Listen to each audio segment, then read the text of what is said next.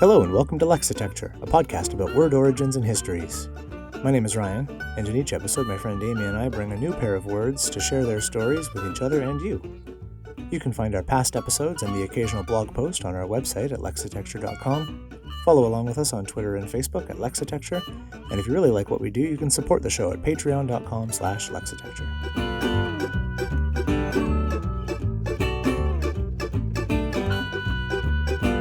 Today's episode, Rudimentary Rival. Words. I demand words. All right. I have words for you if you would like. Yeah. Word it up. Okay. So I'm going to do things a little bit slightly backwards from usual. Oh. Because I'm going to start with Smith. Change is bad, but in this case, change is great. I don't think there's many times, and I don't think there's many times ever where you would say, I'm going to read you some Smith, and I'd be like, Ryan, no. No, please don't. No, please no. So yes, Smith me. This entry is, for those who don't know, not obviously, is from Reverend Charles Smith's seminal work, Synonyms Discriminated.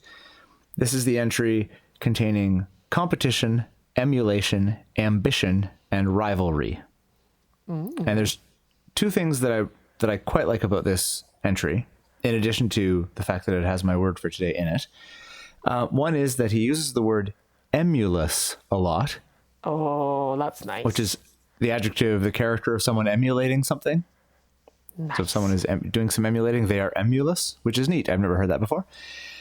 And the other one is, when we get to the end, I'm sure it'll be obvious to you what I'm talking about, but it seems like this is probably the last thing he wrote for that particular day. And he was just sort of done with it by the end of it.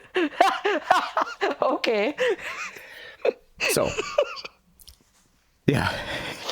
We'll see if you can spot it, because it's the very first thing that occurred to me. I was like, oh, yeah, this was at like 5 p.m. on a Friday, or whatever the 18th century equivalent of that is.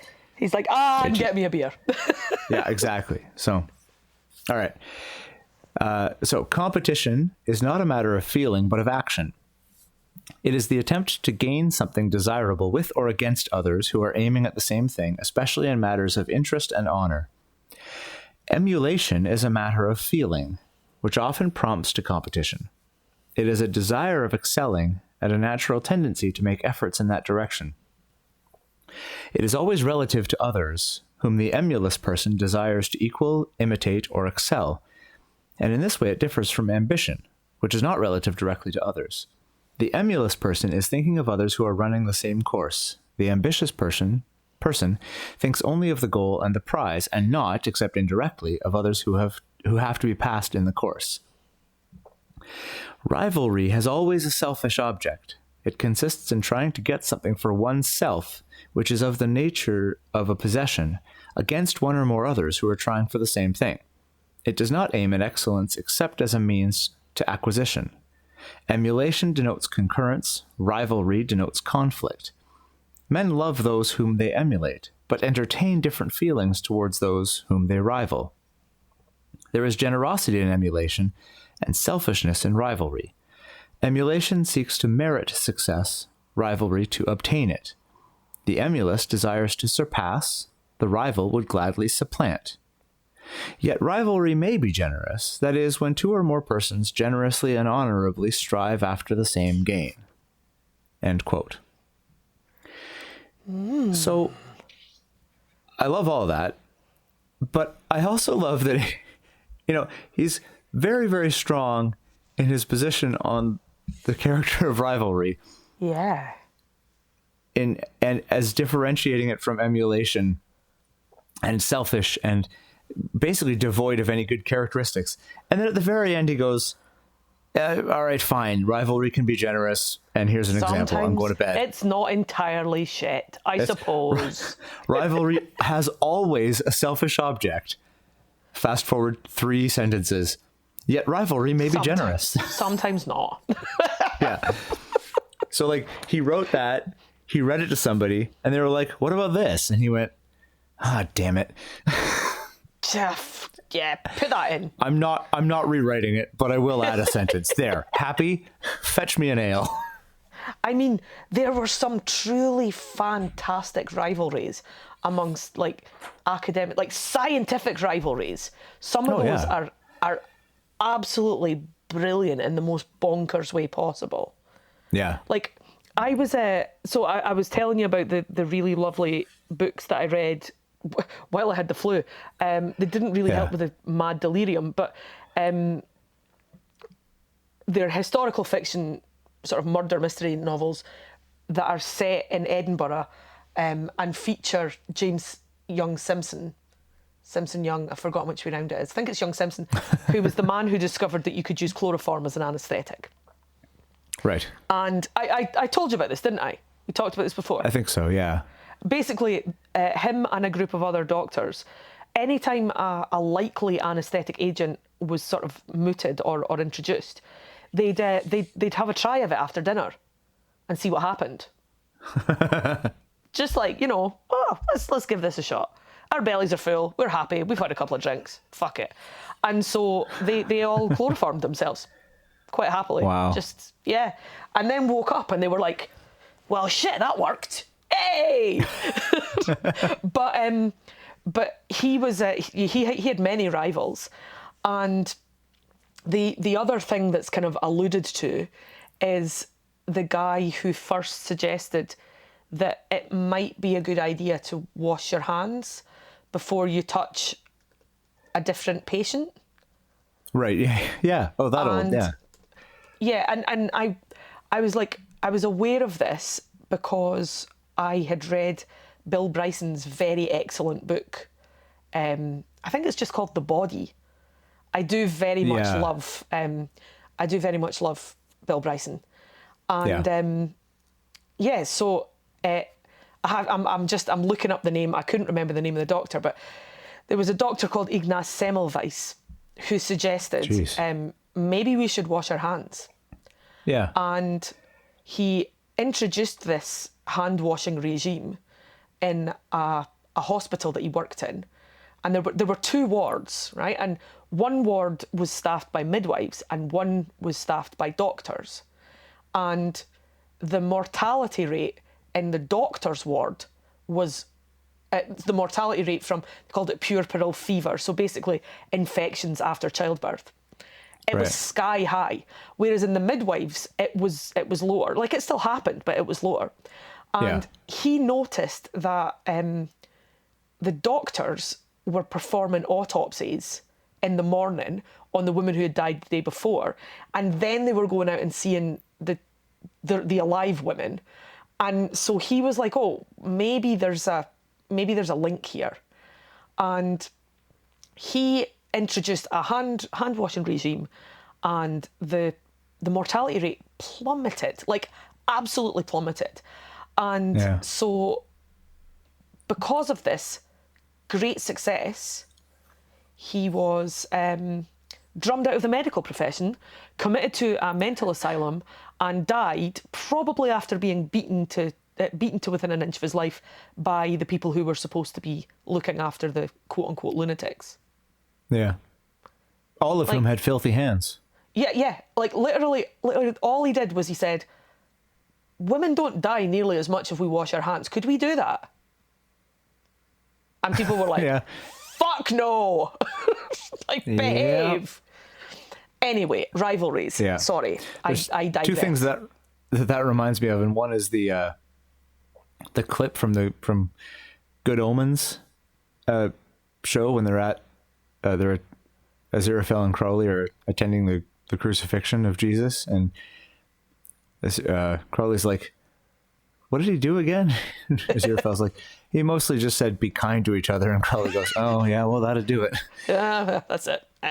The other thing I like about those old-timey medical stories and science stories like that is just how bonkers quote-unquote medicine was prior to like 1800. Yeah. Where like the meme version is like doctors in the 1700s be like, you've got ghosts in your blood, you should do cocaine about it. Yeah. Just that's pretty much how it is. it's so funny because like nowadays doctors are, they're the last word. They're men of science. They have facts on their side. And you're like, at what point did that PR shift happen? Because before that, they were literally like, I've got this thing we're going to try. You'll probably die in horrible pain, but fuck it, let's do it anyway. Let's give it a whirl. Yeah, so Yeah. like it's, I suppose probably around about the time that antibiotics happened and everybody didn't die. Yeah, I think that's probably when their success when their success rate tipped the mark to 1% or higher. Yeah, pretty good endorsement. Not everybody's dead. So yeah. Anyway, is rivalry your word? My word is rival. Yeah. Hey, brilliant. So a rival, generally agreed upon that a person is a person or thing competing with another for the same objective or for superiority in the same field of activity. Can we all agree on that? Is it working? Selfish, but it's not. Very selfish, except when it isn't. But it always is. But sometimes. So this shows up in English in the late 1500s. The earliest OED citation is 1577. And this, the etymology is actually super simple and kind of slightly obvious when you think about it for a little bit. And then when you think about it a little more and read a little more, it becomes incredibly weird. So it comes from the Latin rivalis, which is a neighbor, and more specifically, a, quote, person living on the opposite bank of a stream from another. Oh, that's delightfully specific. Yeah. So it comes from the same origin point as words like rivulet and derive or derivation. Oh. Because the original sense is flow, and it's and I a word suppose meaning river. Stream. We're going to get to that. Etym Online says that the Pi root is rei, R-E-I, but then I went to, I'm not even going to bother, the University of Texas, blah, blah, blah, blah, blah, blah, blah, blah, blah, blah, list. And it's not there, and it's not in the American Heritage Dictionary's appendix of Indo-European roots either. Where I did find it was in the Etymological Dictionary of Latin, which is one of the sources that Etym Online uses a lot, and is quite a weighty tome. Very much so. And so it is in there. But here's where things got weird, is that this rivalis, a neighbor living on the opposite end of, or sharing a stream, with another person, is not where we get the word river from. Oh, delightful. River, which has an earliest OED citation of around 1300, comes from a different Latin word, apparently, riparius, which means river bank. Okay. And so this is where we get the technical and sort of, or depending on your attitude, slightly pedantic and hoity-toity adjective riparian, meaning related to riverbanks, like a riparian habitat or whatever.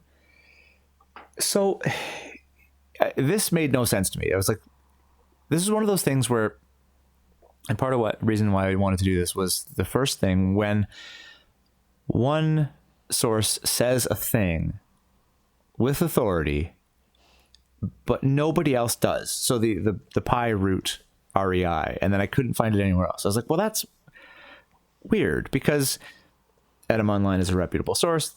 They're referenced. The sources are checked. They're, it's not just some random person's basement blog. It's like a thing.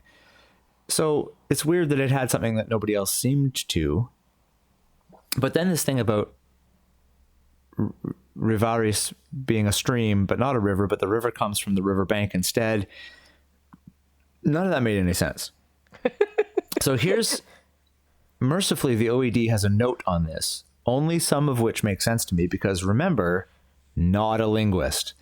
So here's the OED note on this. So the quote, the development of the meaning stream or water course in French, which is brackets, which is where like we got to Latin, but first from French rivière. Okay. For river in English.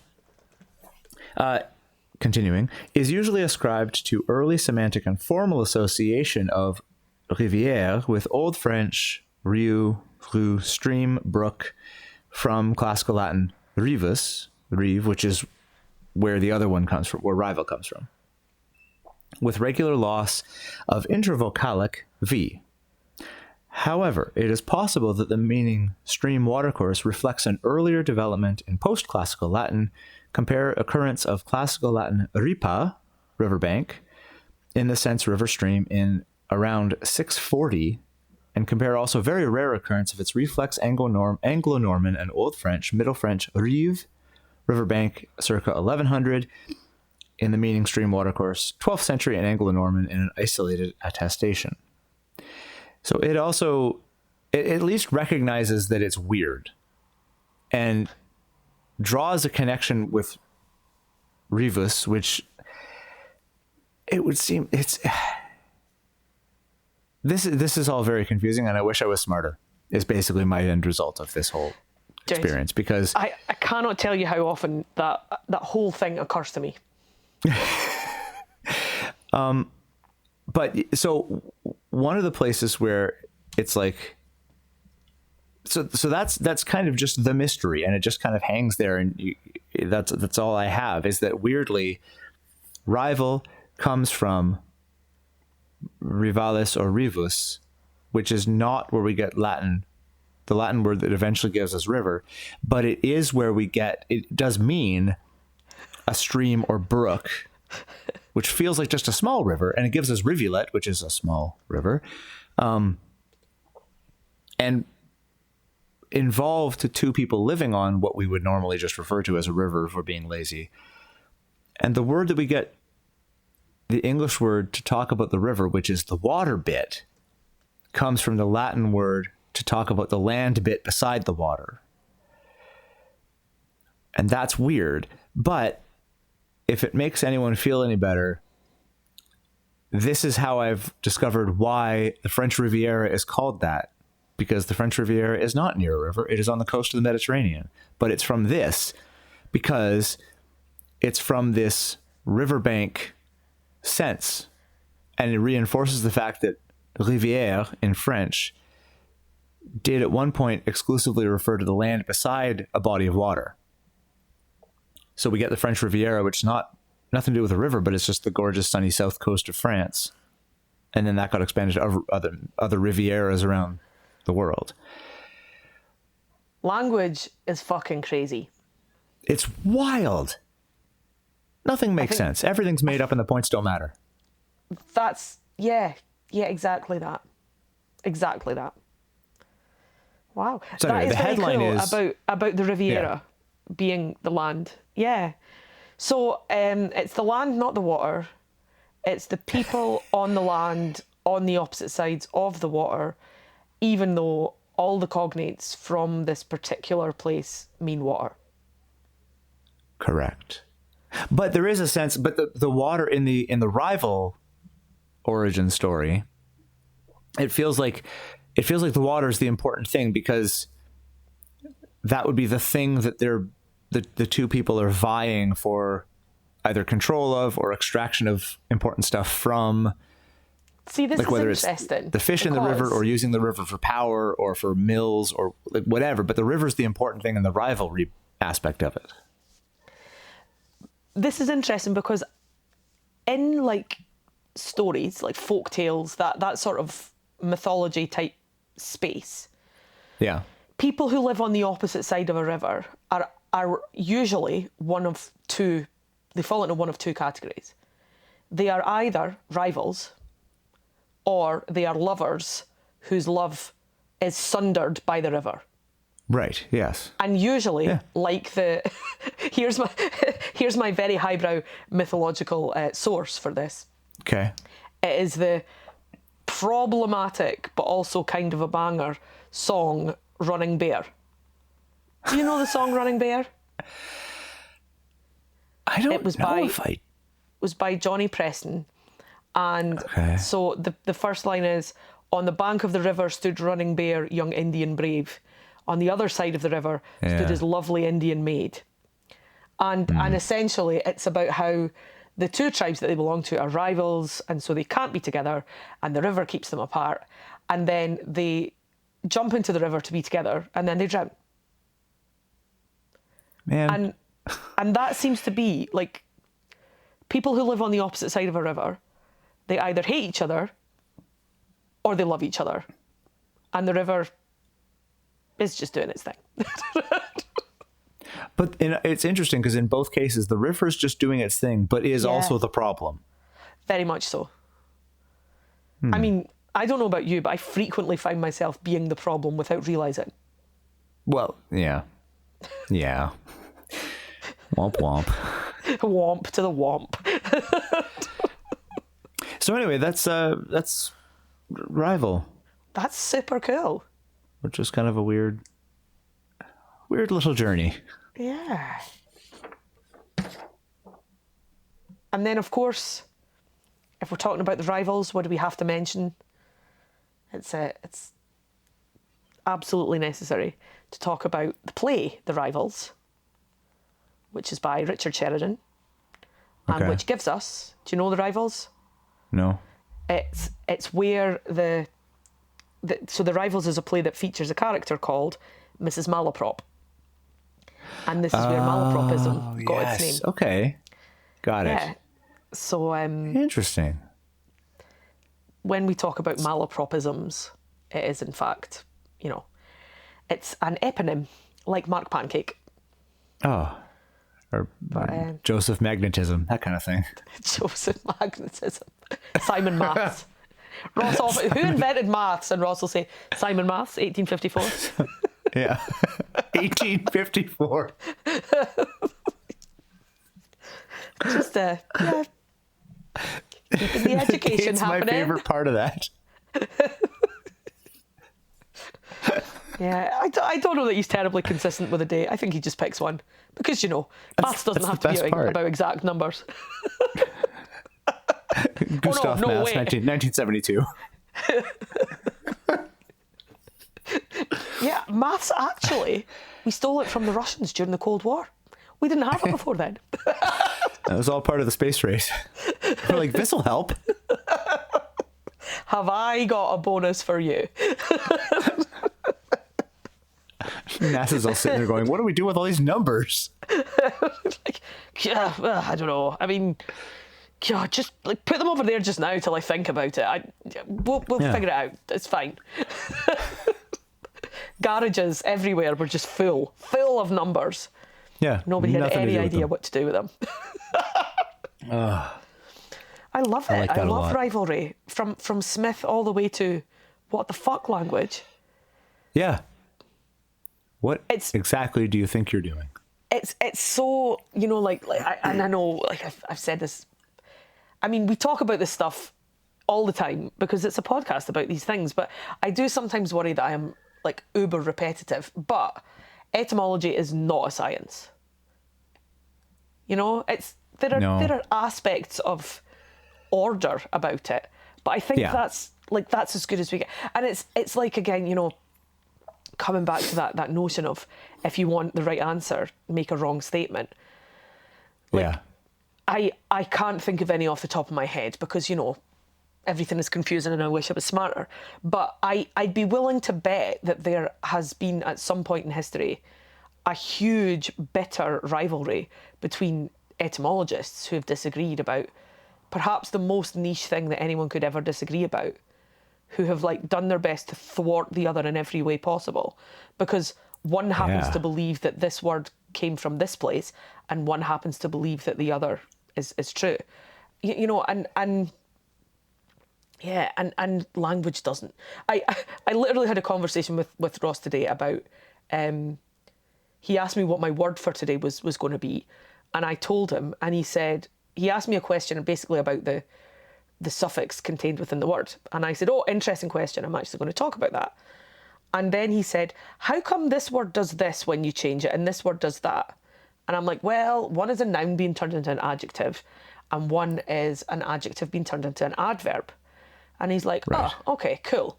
So you can always just do it like that. I'm like, oh, heavens no. No. And then he said, so once again, the rule is there is no rule. Yeah. I'm like, yeah, pretty much. It's kind of how pretty it goes. much it. I like the idea of,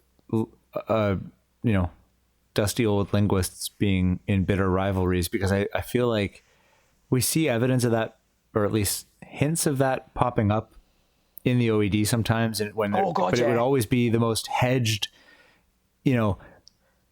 couched academic burns of all time. It would just be stuff like, well, so-and-so has suggested this, but the evidentiary basis for his conclusions is somewhat suspect. And that's about the most burned anyone gets. I doubt your sources, Reginald. So, interesting confluence of research this time around, because I too have a word with a slightly, I mean, there's some pie, but I don't know that I'm entirely sure what the filling of the pie consists of. Nice. Or and gross. Well, exactly. Sometimes nice and gross. It depends on how, like, sometimes eating a pie requires, it's like a suspension of disbelief of taste. You know what I mean? I'm now just seeing Alex Horn tucking into a hot toothpaste pie. And yeah. Sometimes you just have to go, oh, this is good. Pastry and other things too. Yum. Yeah, exactly. And like, just like leave it there. Stop. No further questions, Your Honour. The end. Yeah. So the word, and you know, quite often I have a little story about why I chose the word that I chose. And I don't really have one. I happened upon this word a few days ago and was like, I want to know more about that word. It is cool. And the word is rudimentary. Oh. Yeah, that's kind of what I did. I was like, oh, rudimentary. I like it. I mean, first of all, to quote the great Buddy the Elf, it's fun to say. It is fun to say. And I immediately found myself wondering, well, what is that? Whence that word came. Yeah. So I had a little look in the OED, and I discovered that the adjective and noun rudimentary date from about 1619 is the first citation that's given. I was interested. The citation is from a work called Perth Assembly by David Calderwood. Now, Perth is a city in Scotland. It's not very far away from Dundee. It's the closest city to Dundee, about 20 minutes drive. And the studio where I teach Pilates is halfway between. No, other way around. My work is about halfway between Dundee and Perth, and the studio where I teach Pilates is just on the outskirts of Perth. So these days I head on the road towards Perth quite often. There is, of course, also a Perth in Australia, a much bigger city, but I've never been there. And so I was like, oh, I wonder why Perth is mentioned in the name of this book. So I had a look, and it turns out that the Perth Assembly was a book. It was, to quote, it was one of the most controversial books of the first quarter of the 17th century. Like, oh, okay. And basically that started out strong and got qualified a whole bunch. Yeah, really. What happened in the first quarter of the 17th century was that King James VI of Scotland and First of England imposed 5 articles of Perth, they were called. Basically, 5 rules that were supposed to bring the church in Scotland in line with the Church of England. Yeah, good luck with that. Yeah, people lost their shit. And this book was written, it's basically it's like a rebuttal of all of those principles and why they are bad and we should not do these things.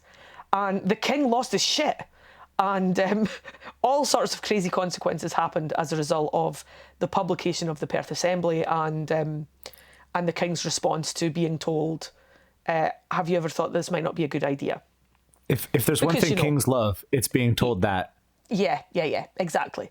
So I was like, oh, cool, interesting little nugget. Thanks, Rudimentary. I discovered too when I started looking a bit more closely. So it is an adjective, and it comes from the noun rudiment. Right. And honestly, it hadn't really ever occurred to me that that was the case. I knew that a thing could be rudimentary, but it hadn't occurred to me that there was a rudiment to go along with it. And Interesting. Okay. a rudiment, the meaning given in the OED, is the first principles or elements of a subject. Those points which are first taught to or acquired by a person beginning the study or practice of a branch of knowledge or art or whatever. So the first things you learn when you're learning, whatever it is that you're learning. And rudiment, the noun, as we usually find, it's a whole century earlier. The citation given first there is 1534, and it's a translation of Erasmus. So that makes sense. The thing exists first, and then we start to have a word that describes what that thing is like to apply to other things. And then I was like, oh, and there's the whole Ari thing going on. Yeah. And this was the point that Ross asked the question about. He said, Right. so what's with the Ari bit? And I'm pausing because for some reason, the tabs that I am looking at on the OED have just kicked me out of my fucking login, which is incredibly annoying. Give me a second. It's interesting to me because I'm familiar with rudiment but only because I'm a drummer, because the basic kind of beats and rolls and drumming techniques are all called rudiments. So if you're studying I did not know the that. basics of drumming, which I did not until I had already been hammering away and hitting things with sticks for like 15, 20 years. You mean But you stuff can like just do that, Ryan? You don't have to you can study at just do drum that. school?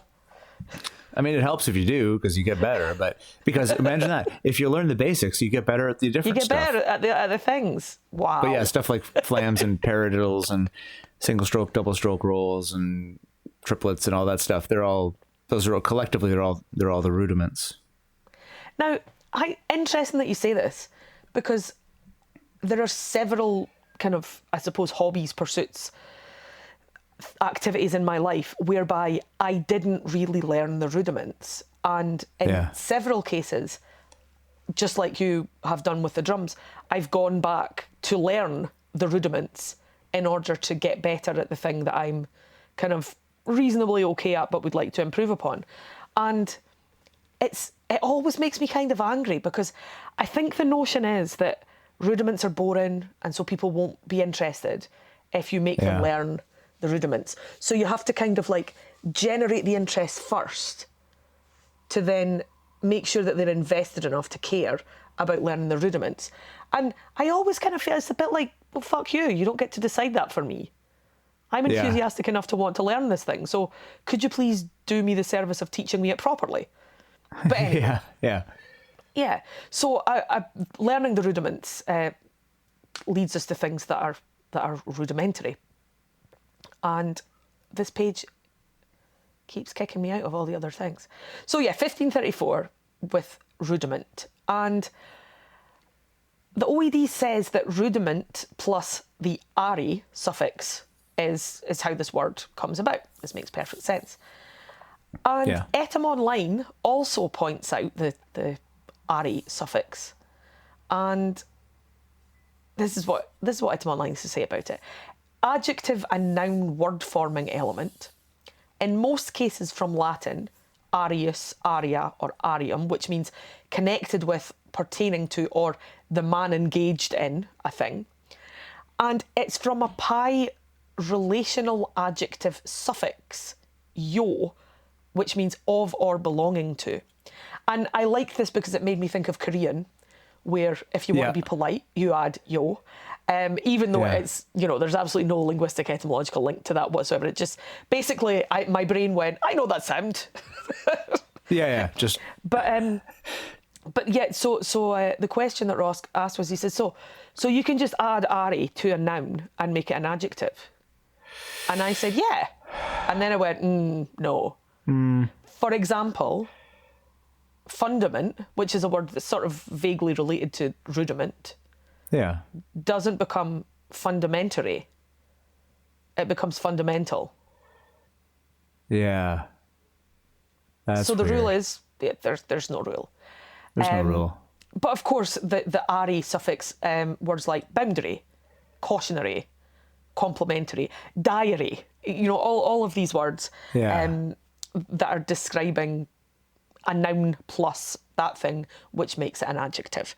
So it's like, it's the recipe for adjective, but only in the way that recipe, like when your mum gives you the recipe for the thing that she's been making without a recipe for 20 years. Yeah, it And contains such precise amounts as some, or a bit of, or lots or of. my favourite, enough. Just enough. Just enough. Just add enough of that thing. You're like, Yeah, that's great. This has all the appearances of a recipe without any actual instructions. Yeah. However, so rudiment, etymologically speaking, is it's from classical Latin, and the word Okay. rudimentum in classical Latin meant the first lesson or early training or first experience. And I like this meaning, the first beginnings, brackets, of something that will develop. So it's not just the nice. sense that it's the start of something that's going to continue and get bigger and be better, Yeah. which is quite lovely. And then from here, the etymology of that word is from the Latin rudis, R-U-D-I-S. And rudis gives us the word rude, as in Nice. impolite. Interestingly, the first definition given by the OED of rude is of an animal not having the power of reason. Okay, and that's cited from around about 1325 and arguably as early as 1300. And that, yeah, I was also a little bit surprised by that meaning, because it's one of these words that you use and it can have a very specific meaning that depends on complicated social cues and norms and all of that stuff that makes being a human being complicated. But also, it's just, we use it generally to just mean somebody who has displeased us in some way. Yeah. So an animal that doesn't have the power of reason, a rude beast, that sort of thing, I was like, oh, that's kind of an interesting way to go. There are way more meanings to the word rude. The OED gives 17 different senses. Jeez. And it's not until the 17th that we get to the kind of similar sense. And in fact, the definition given, so it's split into 3 sections, and the third is senses relating to state or form. And the 17th definition is of an undeveloped or primitive character, rudimentary. So other games there are also, but very rude. This is a 1600 work that uses this particular sense of the word rude. So I'm like, okay, interesting. This rude, the kind of undeveloped beginnings, definitely is rudimentary, it's rude. But being like an animal and without reason isn't really the same sense as rudimentary's rude. I mean, I guess it is if you're a dickhead, like, because Yeah. if you're a teacher and your response to an absolute beginner is you're an animal and you know nothing, Yeah. you're not going to have a whole lot of fun, and neither are your students. No, nobody's But enjoying that. But there is a sort of crossover in terms of meaning there. So I'm like, okay, this is a little bit complicated. I'm going to explore a little bit further. So I started looking into rude specifically, and I headed off to Etym Online, where it says late 13th century, so dates are in line with what's in the OED. Quote, coarse, rough, without finish, of surfaces. From Old French ruide, 13th century, and directly from Latin rudis, rough, crude, unlearned. Right. And then those beautiful words, a word of uncertain etymology, Yeah. related to rudus, R-U-D-U-S, rubble. Oh. Remember you were talking about those rivalries a minute ago between Yeah. etymologists just like Yeah. absolutely losing their mind with these sick burns? So this comes directly from the Etymological Dictionary of Latin that you were talking about before, Divan. Nice. So it says, the usual preferred derivation is that it is from the same source as Latin rufus, which means red, as in the English word rufus, R-U-F-O-U-S.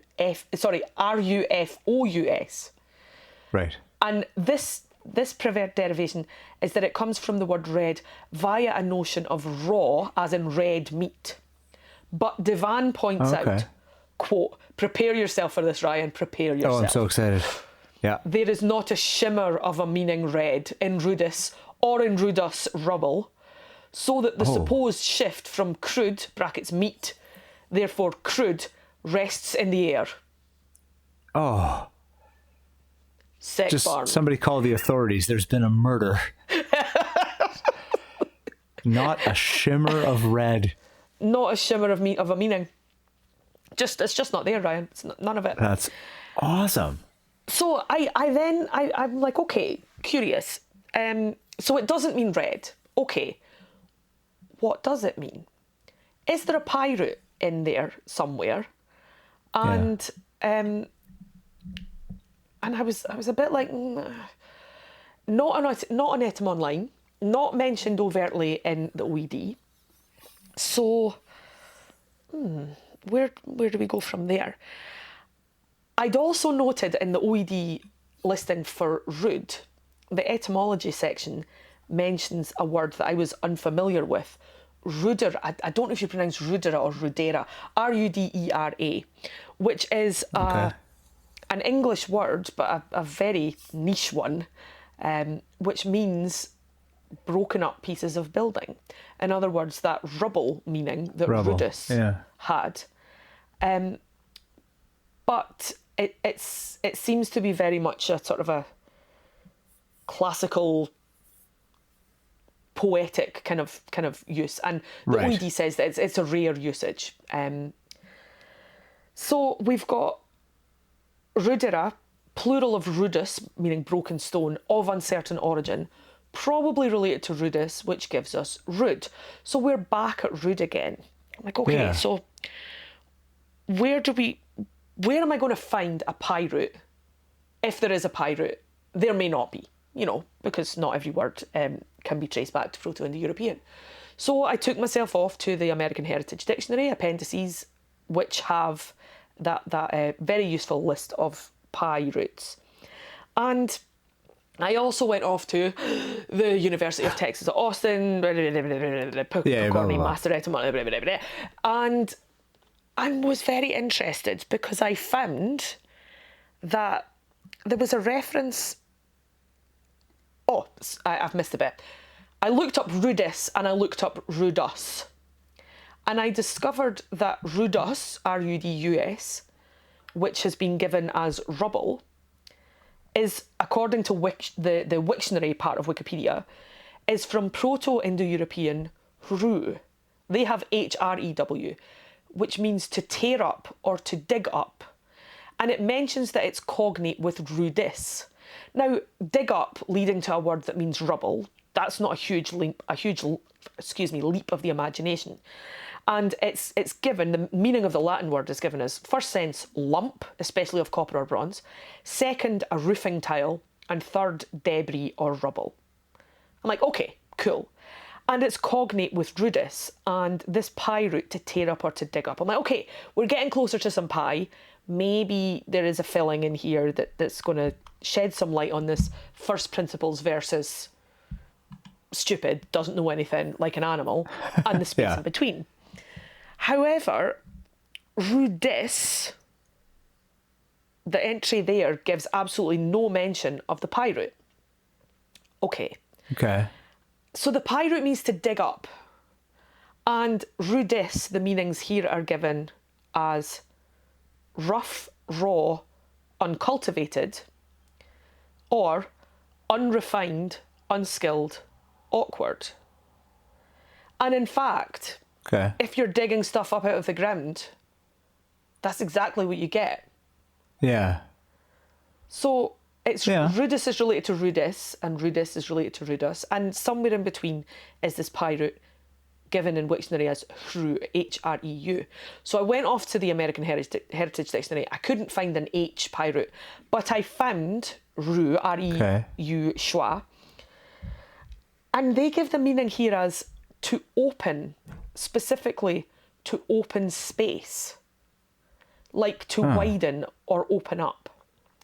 And this gives us words like room, as in a Right. space, and ream and rummage. Now, whether this pi root is the same pi root that the Wiktionary entry is talking about, I'm not sure. But it doesn't seem like a huge leap of the imagination to say that to dig and to create space Right. Could be related. Yeah. could be related. So I took myself off to the University of Texas at Austin, where I found that they also list reu, R-E-U, a pi root meaning to open, to tear, to dig, or to delve. So it's like open up, tear out, dig or rip up, etc. And if you've been to, you know, the website that's name is too long to ever name, Yep. generally speaking, you get way more cognates than you do in the Etym Online entries that include cognates for pi roots, because it goes through all of the language families and all of the cognates that this root has led us to. So we get Old English, we get Middle English, we get French and German and Frisian and all sorts of other interesting languages. So this pi root, reu, which means to open or tear out or dig up, gives us English cognates like abrupt, bankrupt, bereave, corrupt, disrupt. So all of the rupt bits, you're like, okay, there is a breaking or a disruption.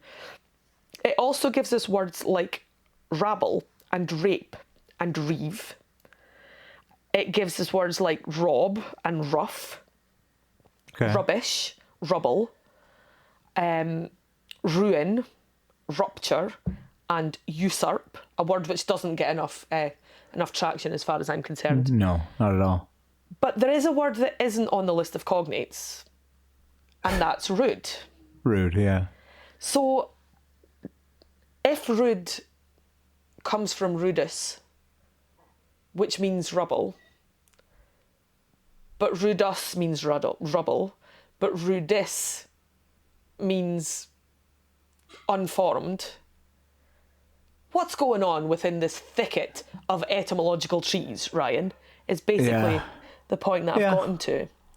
So a rude thing has just been dug up out of the ground, which very much gives it that sense of the first thing that's going to become a bigger, better thing. And something needing polishing and refining and stuff. And rubble has that same sense of being unformed. Yeah. And so the rudiments are the first formings that happen, and thus they are rudimentary.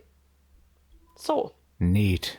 it's rude and it's rubbly and it's maybe none of those things. And it reminds us really, really very clearly that there are no rules. There are no rules. That's interesting. Yeah, it's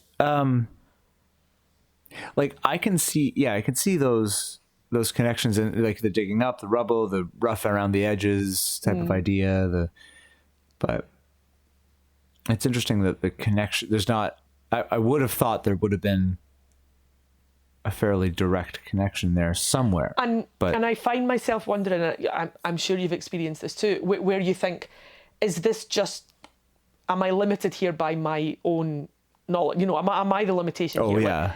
Like, I don't know tons about people spend their whole careers studying Proto-Indo-European roots and their impact on the language that we use today. You know, it's a big old topic, and I dabble occasionally in interesting parts of it, but maybe you can't just ascribe meaning in this way.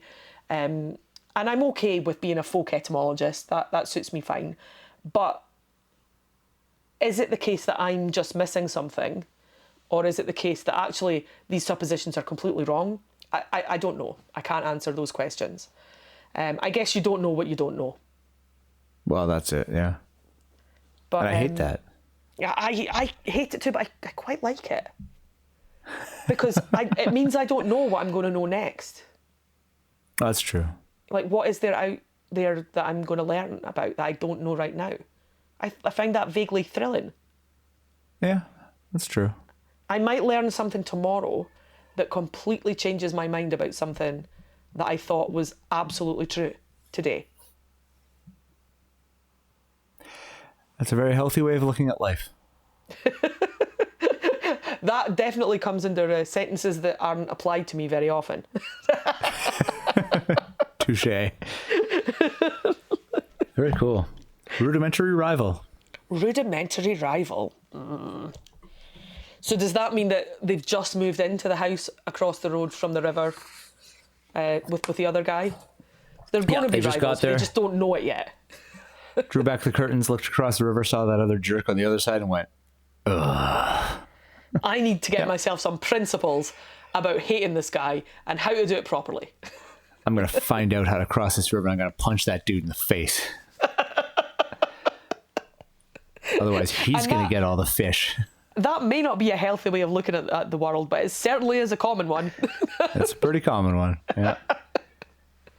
Yeah. I mean, Neat. at what point in the evolution of humans with faces did somebody first think, I'm going to punch that face? You know what would fit? You know what would fit there? This thing at the end of my hand, end of my arm. I'm sure there's a space for that somewhere. I reckon that probably happened on about day 2 of faces. Yeah. Day 1, everyone's like, oh, this is cool. Yeah, nice. Awesome. Faces. Yeah, Day 2, day they were 2. like, screw this. Here's what I can do to that. And that's it for another episode of Lexitecture. To get in touch with us about something you heard this episode, you can email us at words@lexitecture.com. You can also follow along and talk to us at Lexitecture on Facebook and Twitter, and at Lexitecture Podcast on Instagram. For back episodes and the occasional blog post, visit us at lexitecture.com. Thanks very much, and we'll talk to you again soon.